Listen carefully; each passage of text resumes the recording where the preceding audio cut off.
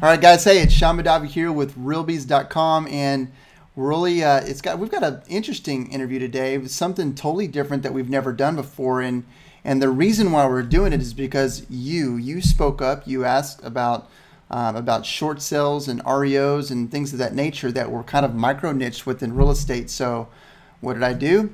I went out and found one of the top experts right now that's training people in this exact field. So I'm excited to have him on today. So let's tell you a little bit about our special guest today. Jacob Swodeck occupies a unique niche in the real estate field. He is nationally known real estate educator who's trained over 20,000 agents in short sales and other topics. In addition to delivering keynote presentations, he prepares industry updates for large national agent networks, conducts webinars for the National Association of Realtors, and coaches hundreds of Keller Williams agents through his short sale inner circle program through MAPS. Jacob is also an active Keller Williams agent with over 1,100 short sales to his credit. He began his real estate career in 1998 with one of the West Coast's first brokers specializing in high volume short sales. Besides providing a crash course in the default market, that experience convinced Jacob that he could help troubled homeowners by educating them and their agents about the short sale process. As he puts it, since then I have focused all my energy and passions toward helping homeowners avoid foreclosure through the short sale process, as well as training other real estate professionals. The results have been a burgeoning career as a speaker, as well as hand-on trainer of default agents. When not traveling or educating, Jacob enjoys the activities with his church, an occasional golf game, and spending time with his wife and son. What's going on, Jacob?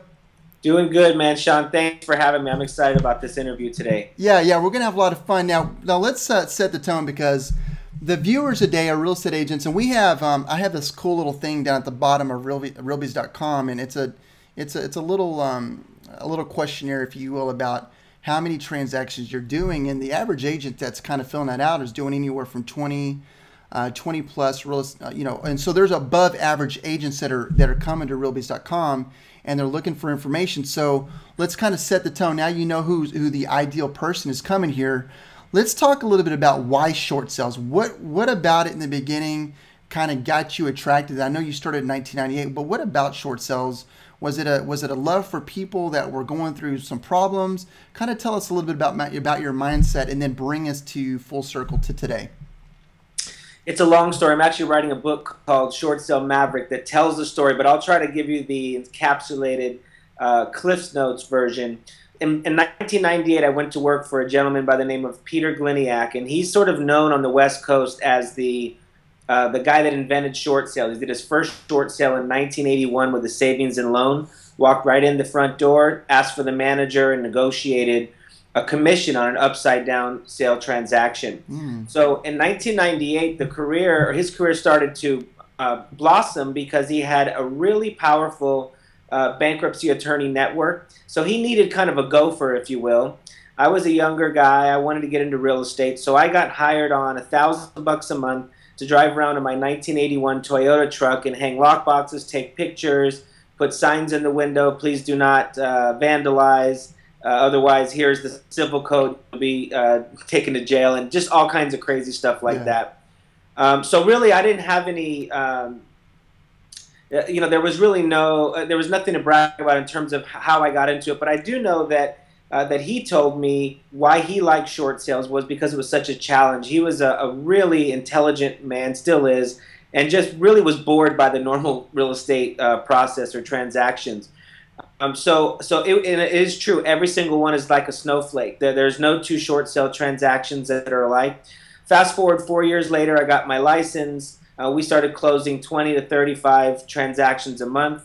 I made him a lot of money. I started making a lot of money, growing in my maturity in the short sale process, getting to know a lot of the industry and servicer, investor, regulator, higher ups, if you will, and really just took a liking to the concept, the niche. Now, to your point, I have a background as a minister, and so I found out there was no better ministry than meeting with people on a daily basis that were going through bankruptcy, divorce, dying of diseases. I mean, I have stories that would just blow your mind. So I got to go in and offer some hope and help them avoid foreclosure. I tell people the 1,100 short sales I've closed are 1,100 stories of people that I've helped avoid foreclosure. So fast forward, my relationship with him ended on a decent note. I started doing seminars and trainings all over California, and his perspective on that was you're giving away company secrets, whereas I thought it was more of a contribution spirit, and I thought, there's plenty enough business to go around. So we parted ways, and I started to really grow in the training and coaching aspect. We started having 250, 300 people at a time filling up rooms with short sale boot camps in 2007 and 8. Actually came out with the first short sale certification ever in the U.S., which has about 7,000 members, which is called CSP, Certified Short Sale Professional. Actually, Alex Sharfin from CDPE and I met in Austin one day, and he said, "Buddy, your CSP is what inspired me to do CDPE." So I guess I'm one of the pioneers or trailblazers in the short sale space. And then I just have evolved. I love the niche. I love the idea of helping agents sort of fast forward by the mistakes I've made and the contacts that I have and knowing how to grow business. I'm still an active practitioner. I go on a handful of listings every week just to stay sharp. And so now I'm coaching on a national level, training on a national level, blogging, just doing so much fun stuff. And I guess this niche I've carved out for such a time as this, has really been beneficial for the people I've helped, and also to be able to feed my family and do what I really love doing. Yeah, that's good, man. I love what you said about the ministry, your ministry background, and I know where you're coming from, because you and I've had discussions in the past. I was in the credit restoration business for 6 years, and I had my own company, and so again, same thing. Every single person was a story. There was always something, and we were able to help people avoid foreclosure and help people get through, the financial situation. I know, and it's an abundance. It really takes an abundance type of spirit to be able to help them. But what I love about what you're doing is you're teaching agents the philosophies that you have and the mindset that you have about how it's not just about the transaction, it's about the individual that's going through the transaction. And I love that. So let's do this. So I know you teach on a national level, and some of the things I hear about you and see on the webinars that you're doing, I mean, the information that you're teaching the agents nationwide is just it's golden. And so what I would like to do today is let's speak to the agent that's watching today that's either interested in getting in short sales or has done a couple short sales and is frustrated by the process, about how to build an effective short sale business, possibly, or how you can automate the process and not have headaches. What are some of the do's and don'ts to short sales? So let's just freelance a little bit here and see if we can bring some value to the agent that's watching today. Sure, Sean. I'll first address how big the market is. I still meet people on a regular basis who say, I want to do short sales, but I heard they're hard, they take too long. But in most metropolitan areas, they represent a big percentage of the transactions. So then it's like, I think somebody, we all know somebody who back in the boom during 03, 04, 05, and 06, they were waiting for the right time to buy, and then they bought in 2007, right when the market crashed. And I feel like agents have that burned into their psyche, where they think, is it too late to embrace short sales? So I try to give the data. Matter of fact, 2012 is being touted as the year of the short sale by CoreLogic and LPS and many other large data agencies. In the fourth quarter of 2011, there were, according to Realty Track, 88,000 short sales that closed. First quarter of 2012, there were over 120,000 short sales that closed. People were thinking maybe we'd hit the 500,000 mark this year. I don't know that we will. We'll probably be closer to 400,000 just because of the Attorney General lawsuit settlement and that sort of thing. But I will tell you this, and here's an exercise I do when I speak live. I say, for those of you who are on the fence or naysayers in terms of really embracing short sales, let me ask you a question. If you've been in the business at least 5 or 6 years, close your eyes and imagine for a moment a home in your farm where you do business and what it was worth in 2006, the first quarter of 2006. So I make them really close their eyes and picture that 4-bedroom, 2-bath, 8,000 square foot lot, built in 97, whatever it was, and I say, what was the value? So let's say, for example, one gal who argued with me at Ladera Ranch in South Orange County, she said 850,000. I said, fair enough. What's that property worth today? It's worth, on a good day, $400,000. So then I asked her, how long is it going to take before that property is worth 850 plus 9 or 10% selling cost to be able to break even on that sale? And she's like, oh my God, that could take 15 or 20 years. And I said, that's my point exactly. There are statistics that we won't go into a positive equity market again until 2023 to 2025. That's a long time from now.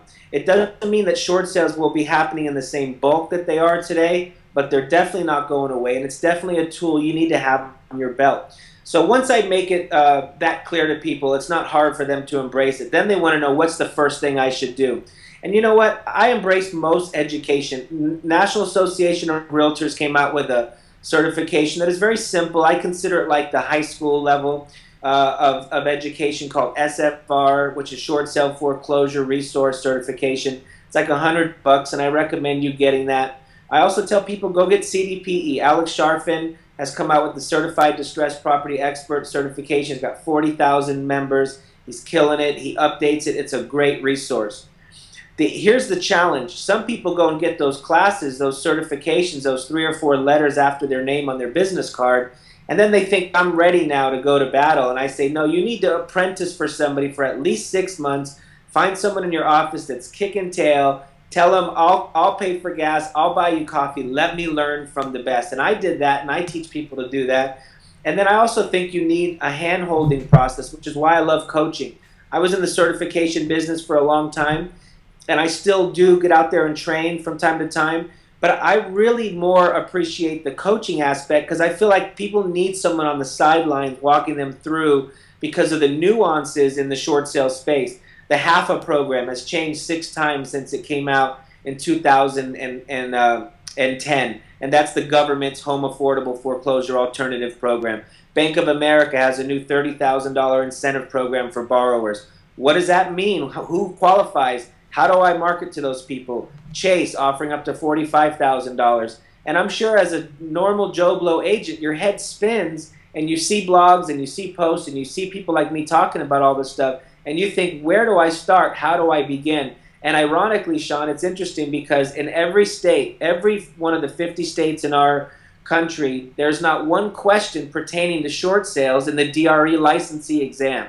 So it's interesting because it represents a huge bulk of our business, but the real estate license exam is all about contractual law.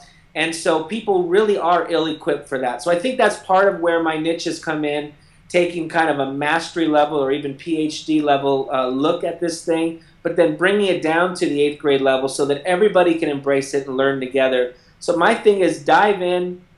Man, if I had a nickel for every time a big REO agent with his snake cowboy boots and fancy car came and told me as a sidebar in the hallway of some big convention, hey Jacob, I got to tell you, I'm dying, man. Can you come to my office? I'll fly you out. I'll pay you whatever you want. I need you to teach us to convert our office from REO to short sale. And that happens, I mean, seriously, over 100 times. And so I still get out there and preach the short sale gospel. I'm the Billy Graham of short sales for a lot of reasons. I say it's going to help you and help you reach your goals and feed your family. But ultimately, my secret that I don't share much is because I feel like I'm single-handedly helping our economy and people that are struggling. I still meet people to this day that didn't know that there was a $3,000 relocation incentive to do a short sale, or didn't know that an agent could negotiate the deficiency collection out of a short sale, or that there's tax protection if you close by the end of the year when you do a short sale. So to me, I'm going to keep on doing what I do until the whole world knows, if you will, or until the market just fades, which is probably 5 to 7 years away. Man, that's I don't even know if there's much to talk about after all that. Yeah. I just learned so much just in that short little thing that you just said. All right, so where do people find short sale leads? Like, I mean, so I know you talked about like getting under a mentor, but you know, let's just say you're past that. You started your business, and I know guys that have got a team, so they've got a team of individuals, and by accident they kind of stumbled into doing short sale properties because of their marketing, their branding, their stature in their marketplace. They've done a good job of just putting themselves out there.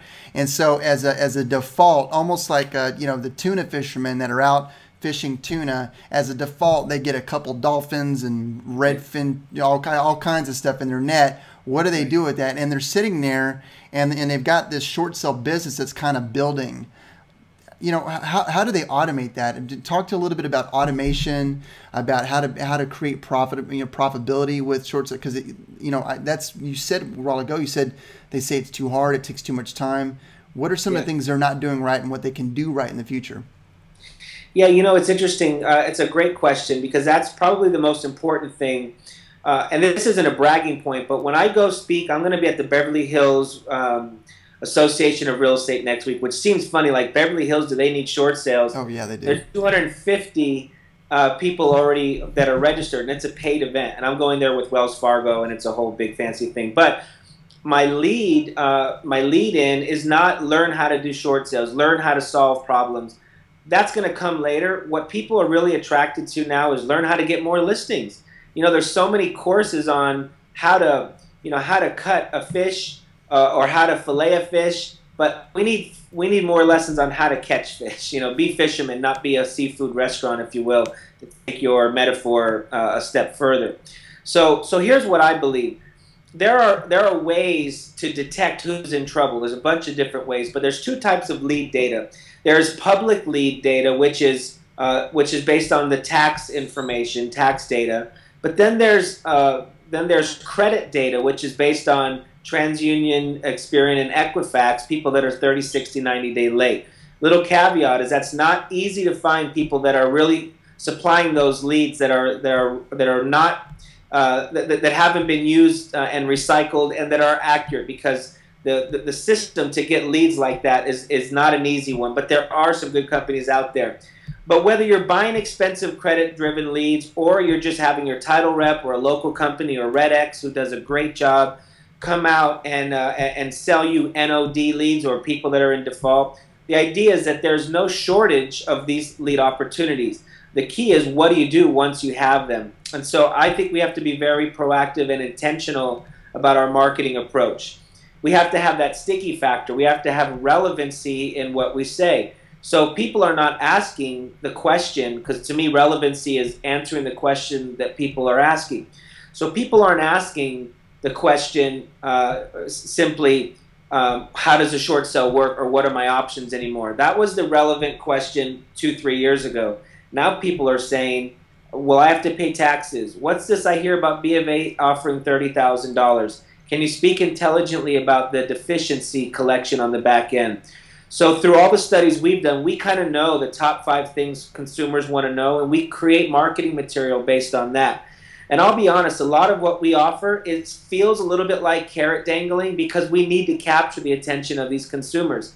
Many of them are in a little bit of a daze, or you can even say they're kind of zombies or ostriches with their heads buried because of all the water cooler talk. People have said, hey, I've got a B of A loan. I've been in my house 2.5 years. I haven't made a payment. Why should I short sale? So people buy for 3 reasons, as I'm sure you know: need, greed, and fear of loss. Mm-hmm. So we have to sort of exploit, for lack of a better term, the fear of loss aspect and be relevant in our marketing approach. So in this coaching program that I lead with, it's not Keller Williams only. It's anybody, any agent can join, but it's through Keller Williams Maps company, the Inner Circle.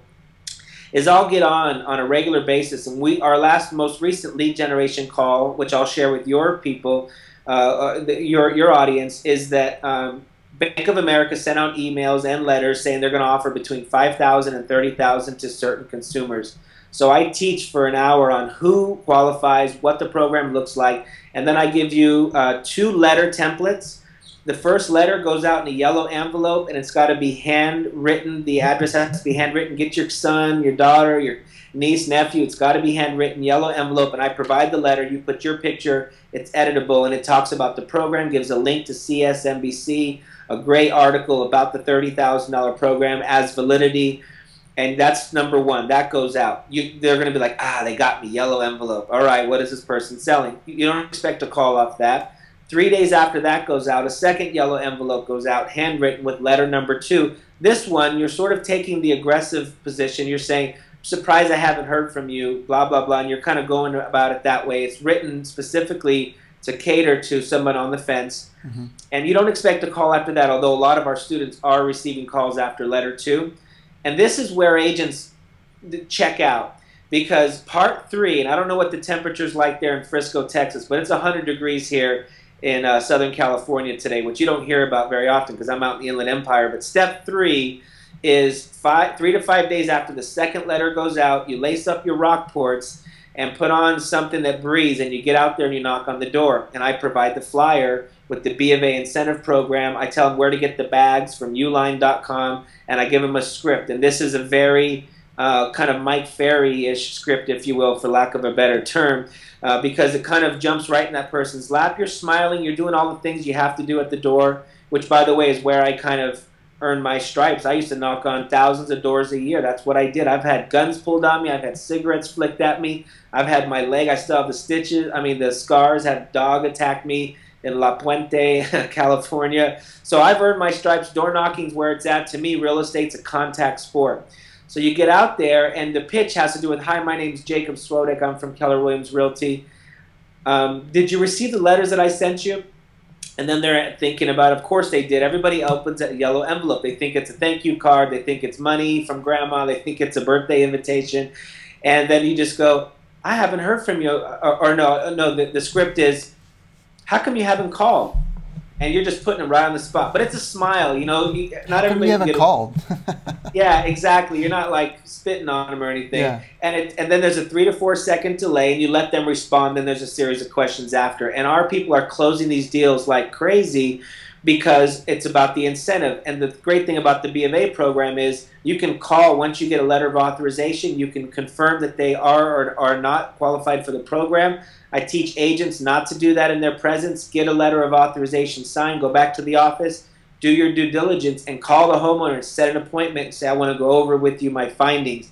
Now you find yourself at their dinner table or coffee table with the iced tea in front of you, and you're talking short sales, you're getting the listing. It's sales 101. So imagine, Sean, I have probably 50 different campaigns like that are working, and it's really about working backwards. What's the mindset of the consumer? What are the wins or benefits to a consumer to do a short sale? And then what's the most potent way to communicate that message that agents, whether they're brilliant at short sales and they've closed 1,000 or they just started, can go out there and capture that business. And I'll tell you what, this isn't about me. It's about the agents that I coach and what a great job they do to adhering to the plan. But the testimonials are ridiculous. I mean, it's like people going, here's the problem, though. It works so good that they're not sharing it with the other agents in their office. They're like, this is my deal. Yeah. You know, this. I'm like, you got to have the spirit of contribution because, of course, I want the program to grow for 100 different reasons. But so I guess we could do a whole call on lead generation. But I guess the bottom line is that the fish are biting, but they're not biting anything. If you've ever fished, you know that you might have to try a lure. You might have to put some special magic jelly on it. You might need something that spins. It might be worms. It might be peanut butter or cheese, whatever it is. You got to figure out what the fish are eating or biting at, and then when you reel them in, you got to know what to do with it. So you can tell I get passionate about this because lead generation makes me tick. It's what helps pay the bills for agents and reach goals. And I'll tell you what, agents that have been doing short sales exactly like you said, just by default, because they have recognition in their farm and that sort of thing, are realizing I can turn up the volume a little bit and really be intentional or on purpose about short sales and just blow their numbers away that they were thinking before. And I'll tell you what, and I'll finish with this last thing. I've been on so many panels with top agents, top producer panel, active agent panels, and here's one thing I noticed, Sean, and it's not real sexy, but it's real. People who are killing it today, sure there's automation, sure they have a database. A lot of the top agents are using Short Sale Commander with short sales or Wingspan as a negotiator. I could go on and on about the things they do on the back end, but what I know is that they are getting back to basics. They're knocking on doors. They're back to farming 101, geographical farming, as well as what I call target farming, going after Bank of America borrowers. They're getting back to sphere of influence. They're getting back to writing in the paper or hosting events in the community. And I'll tell you what, real estate is not that hard. The hard part is getting off your butt and working the basics. I could name so many top agents closing 200 to 400 units a year, non-REO, and you ask them what they're doing, and you sit back and go, it's almost insulting to your intelligence, because what they're doing is not fancy, it's not rocket science. Very few people have some ridiculous television niche, or they know somebody on the inside. It's usually just people that treat their real estate career like a business. They operate as a CEO. And I ask people, if you were the CEO of your own company, would you fire yourself or would you give yourself a raise? And it gets real quiet in the room. So I want to encourage the audience today to know that there's plenty of business. Here's a stat, and I'll end with this. At the beginning of this year, it was reported that there's 6.3 million first mortgages, 6.3 million mortgages in default as of the first quarter of this year, more than ever in history. So anybody telling you short sales have faded or maybe we've hit the bottom or whatever, that's all irrelevant. The bottom line is there's more fish out there than ever, and it's all about your mindset. And if you don't latch on to that, you're going to miss it and you're going to wish you had. It's like investing or going to the gym or anything. Where would you be today had you listened to this advice 6 months ago, a year ago, 2 years ago, or 3 years ago? Man, I love it. Well, you heard it. The fish are biting. Just gotta pull out your tackle box and try. And I'm a big. It's funny we're using the fishing. Go to Walmart. We're funny we're using the fishing analogy because I love to fish, and you're right, man. You can go to your favorite your favorite fishing spot and not catch anything just using the same lure. You got to keep it mixed. All right. Well, I want to talk about one more thing because this is important. But I mean, you ended it really good. But I got to talk about this. This type of consumer that's going through this issue, and I know this from the credit restoration business that I was in. They're getting a lot of different messages from a lot of different people. One of the things in particular is they're looking at these these companies that dispute the mortgage, and they're trying to like combat it, and so they're getting a lot of calls, a lot of messages. Maybe they're on Google searching, how do I get out of foreclosure, or my house isn't worth what it used to be. And so a lot of them, and they're filling out information online, and they're getting a lot of messaging coming at them. And I like what you said is just really just getting back to the basics. This thing that you had, this 3-step process. Where can agents find out more about that so they can start implementing that in their business today? Because I was recently went through a deal where an old divorce, and I had a house, and unfortunately I tried to get it sold, but my ex wouldn't let me sell it. And she, ended up all this stuff, but she was talking to guys, and they were trying to get her to like sign a piece of paperwork so they could start going after the mortgage company and doing a mortgage fraud type deal. And you know what I'm saying? It's just all of this stuff going on. How quickly can they get a part of your system and so they can combat that? Because there's so many negative people preying on this type of person, right? Yeah, absolutely. There's a matter of fact. There's a guy in my market. His name is Chris Sorensen, and he's a great guy to follow on Facebook. And he'll always, once a month, he'll post the mortgage and real estate fraudsters in our state who are going to jail. And he's really animate about making sure people know it's black or white. You do best for your client, the golden rule, good Christian guy. And it's scary, the stuff that people were doing, and it's even happening today. What you're talking about is probably a deed transfer, so we can get in and negotiate, or we can sell it back to ourselves, or you, and all this non-arm's length thing. Here's the reality. I mean, if it doesn't sound good in your gut, if it doesn't feel right, it probably isn't. Short sale, and as a listing agent licensed by the Department of Real Estate, our job, our duty is that we act in the best interest. We have a fiduciary duty to act in the best interest of our client. Anything you do that questions that or that makes that fact in question is something you need to double check. Is it okay if I give a website where they can learn more about the program? Absolutely, and I'm going to put links below these this interview as well. But yeah, give it out. Good, sure. So it's SSIC, which stands for Short Sale Inner Circle, SSICcoaching.com. and that will take them to a link, and they can do two things. One is they can sign up for the coaching. It's 99 bucks a month. And I don't know about you, Sean, but think about it. You get 4 coaching calls a month that are group calls that have interaction. On top of that, you get a 5th call if you're one of the first 500 that sign up, because it's a brand new program. We just launched it 2 weeks ago, which was early July 2012. And you get a 5th call every month, which is an Ask the Expert interview. So we get on a conference call, and we'll set up as many as we need depending on how many people want to ask questions. And it's really great. You just hit *61, and it's like I'm a radio show host. John Jones from Cape Canaveral, Florida, you're on. Jacob and Nolly, I have a question. I got a PNC second, mortgage insurance. What do I do? Call this person, do that, boom, boom, boom, next. I mean, it's an amazing value. And the thing that's really cool about it is that if you're not on Facebook, you need to be. By the way, I got 2 leads on Facebook alone this week, 2 listing leads. So I teach on how to do that as well, and not break the Facebook rules, which so many people do. They become your friend and they inbox you some kind of a real sterile business, email. That is not the way to go. It's about social. But when you become an Inner Circle member, we invite you to be a part of our Short Sale Inner Circle private group. You can only come in if you're a paid member. And it is so amazing. People ask questions about, I need an escalation contact at Bank of America. You should see the threads add up. Or, hey guys, this script's working for me. You should try it. Everyone's talking about it. We're on the calls interactive. Someone's like, what's MI? Because sometimes I talk over people's head. Everyone's helping out. That means mortgage insurance. Here's the big MI carriers.